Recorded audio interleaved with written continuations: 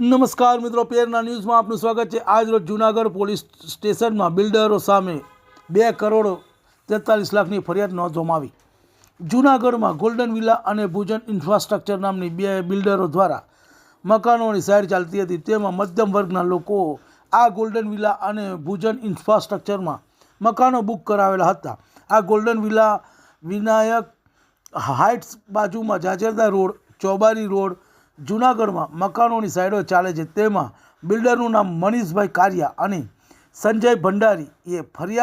ફરિયાદી રમાબેન નવીનભાઈ મહેતાએ ભુજન ઇન્ફ્રાસ્ટ્રક્ચર નામની કન્સ્ટ્રક્શન સાઇટ ચલાવે છે।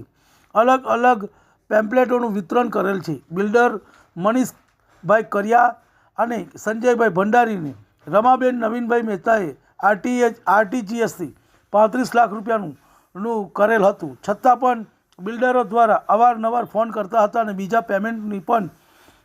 માંગણી કરતા હતા અને ફરિયાદીને વિશ્વાસ આવતો ન હતો અને એમને એવું લાગ્યું કે આપણી સાથે છેતરપિંડી થઈ છે, છતાં પણ બિલ્ડરોને ફોન કરતા બંને બિલ્ડરોના ફોન બંધ આવતા ઓફિસને તાળા મારીને ભાગી ગયા, જેથી ફરિયાદીને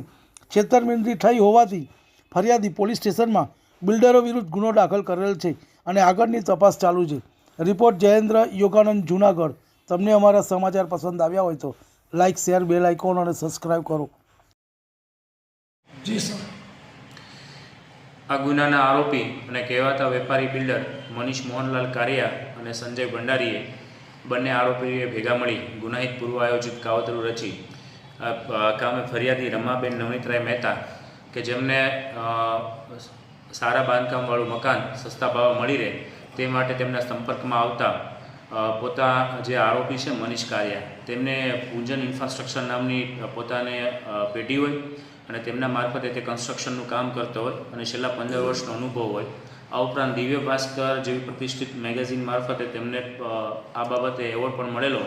આ પ્રકારના જે પોતાની સાઇટનું કામકાજ શરૂ છે તે બાબતના અલગ અલગ પેમ્પલેટોનું વિતરણ કરેલું અને ફરિયાદીને વિશ્વાસમાં લઈ તેમને છે પોતાની જે સાઇટ છે તેમાં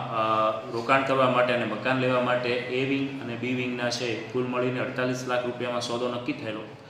અને ફરિયાદીએ તેમના વિશ્વાસમાં આવી અને જો એડવાન્સ રૂપિયા આપશે તો તેમને 2 લાખ રૂપિયાનો ફાયદો થશે તેવું જણાવતા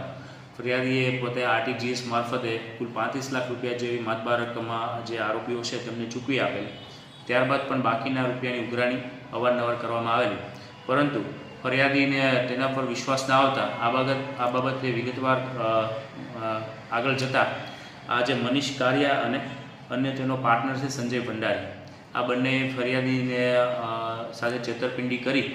અને પોતે જે રૂપિયા રોકેલા તે લઈ અને પોતાના મોબાઈલ નંબર બંધ કરીને નાસી ગયા। આ બાબતે ફરિયાદીએ વધુ તપાસ કરતાં અન્ય લોકો સાથે પણ આ પ્રકારે છેતરપિંડી થયેલી હકીકત સામે આવતા બી ડિવિઝન પોલીસ સ્ટેશનમાં ભારતીય ન્યાય સંહિતાની કલમ 316,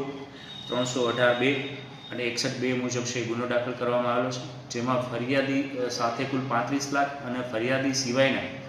અન્ય લોકો સાથે અન્ય 19 જેટલા લોકો સાથે કુલ 2 કરોડ 3 લાખ કુલ મળીને 2 કરોડ 43 લાખ જેટલી રકમનું છે એમને છેતરપિંડી અને ગુનાહિત કાવતરું કરી વિશ્વાસઘાત કરેલો, જે બાબતે છે ગુનો દાખલ કરવામાં આવેલો છે। હાલ આરોપીઓ બંને વોન્ટેડ હોય તેમને શોધવા માટે ક્રાઇમ બ્રાન્ચ, એસઓજી અને બી ડિવિઝનની પોલીસ સ્ટેશનની ટીમો મારફતે ટેકનિકલ સર્વેલન્સ અને હ્યુમન સોર્સિસની તપાસ શરૂ છે। સર, આમાં એક એવી વાત આવે કે લોકોને અપીલ કરશો કે આમાં કોઈ હજુ લોકો ફસાયા હોય તો હું આપણા માધ્યમથી જૂનાગઢ શહેર કે જિલ્લાના અન્ય લોકોને પણ અપીલ કરું છું કે આ જે મનીષ કારિયા પોતાના મૂનલાઇટ કરીને જે પ્રોજેક્ટ હતો તેમાં કુલ ફરિયાદી અને અન્ય 19 એટલે કુલ મળીને 20 લોકો સાથે જે છેતરપિંડી કરી છે, આ સિવાયના અન્ય લોકો પણ હોઈ શકે, તો એમાં આપની પાસે પણ જો આ પ્રકારે કોઈ ડીજી બ્લોકના નામે કે અન્ય કોઈ આ ફ્લેટ સસ્તા ભાવે આપવાના નામે છેતરપિંડી કરી હોય અને રૂપિયા પડાવીને દસ્તાવેજ ના કરી આપ્યા હોય તો બી ડિવિઝન પોલીસ સ્ટેશનનો સંપર્ક કરો, જેથી કરી આરોપીને વધુમાં વધુ પુરાવા ભેગા કરી અને નામદાર કોર્ટમાં રજૂ કરી શકાય।